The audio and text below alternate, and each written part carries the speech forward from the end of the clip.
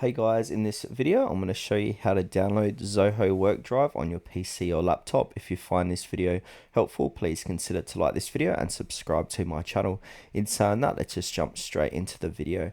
Okay, so the best way to do this is to open up a web browser and go to zoho.com/workdrive.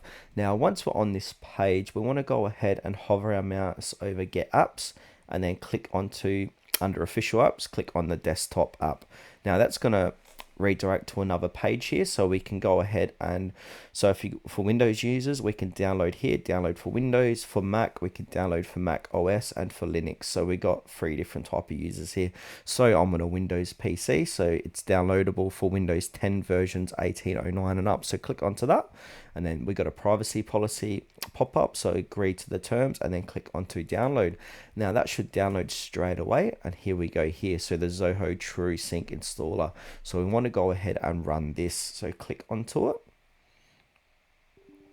and then go ahead and click onto yes.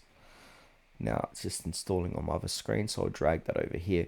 So basically go through the installation process here. So it's going to download and then install it. So I'm just going to pause it up when it gets to the installation.